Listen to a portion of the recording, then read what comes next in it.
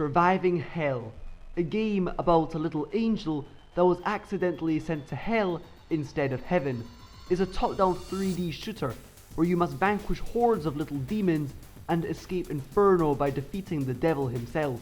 Hey everyone, and welcome to BlackthornProd. My name is Noah Cleese, creator of BlackthornProd, and what you're watching is episode 4 of the Indie Game Dev Journal, a series about my journey as a game developer.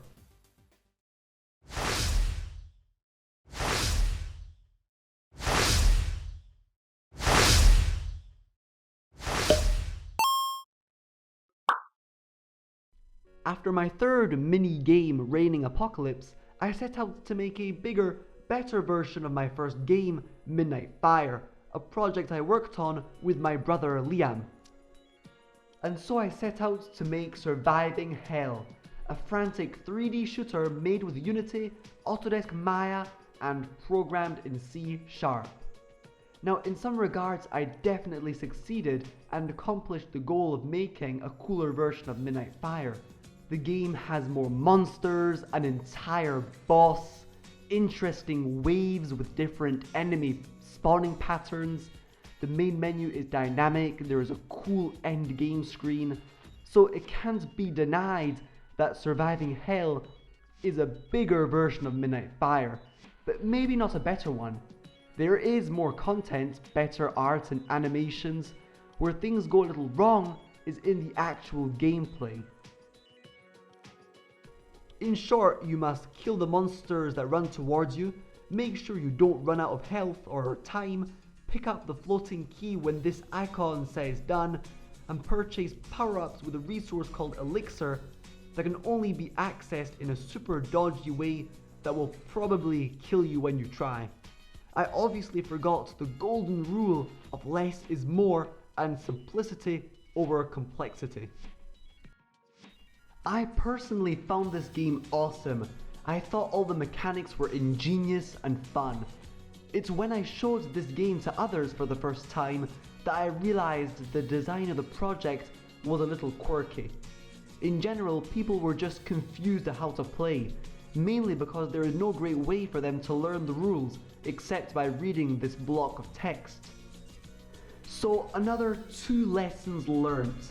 First, teach the game rules to the player, not with text. Almost nobody will read it, but with gameplay or a more dynamic tutorial system. Second lesson, get people to test your game in the early days of creation. This way they can tell you what they think and point out eventual design flaws you might not have noticed. Being a solo developer is awesome. There is complete creative freedom, but that freedom comes with a price. Since we are continuously working on our game, we can, in a way, get used to bugs, bad art, or quirky design decisions. We find it hard to take a step back and see our game from a different perspective. As a result, there is the risk to make some mad game that only you, the developer, can understand, play, and enjoy. So show your game throughout production. It can be a pain to show your creation when only half finished, but it can also save it from potential doom. All the games I've made up until now have hardly been played by anyone except myself, family, and friends. But that in no way means that making these games was a waste of time. I like to think of these games as failures. Now that may sound very negative, but it isn't. As Einstein once said, failure just means success in progress. Many people who start out game creation jump in aiming to make a huge, wonderful game, a massive success that millions will play. They won't settle for anything else, which is great, but obviously, creating a game is tough. They will encounter many obstacles, and even if they overcome them all, the game will probably not turn out to be very fun. Not finishing a game or having your dream idea criticized can hit very hard, and most will give up, seeing themselves as failures. But they aren't failures. Failures are people that try and fail. People who give up are just quitters. Being a quitter is permanent. Being a failure is temporary. If they don't give up, the failure will be scrubbed away, replaced by gleaming success. Up until now, I have just created because I love doing it. All the games I've made so far aren't there to impress family or friends, gain a name in the game creating community, earn money. All these projects, I made them for me. They are stepping stones, challenges that improve my skills, teach me valuable lessons, and get me nearer to success. So that's the tip of this video.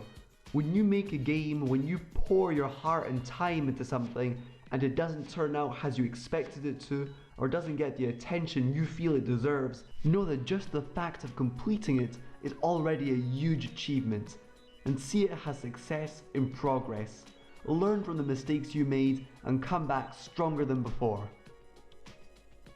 Alright, that is the end of episode 4 of the Indie Game Dev Journal. I hope you enjoyed, and like me, will never stop creating and following your passion. Hitting the like and subscribe button would be so appreciated. I really mean that. You can't imagine how happy it makes me seeing an extra subscriber to my channel. Okay, thanks so much for watching. Cheers.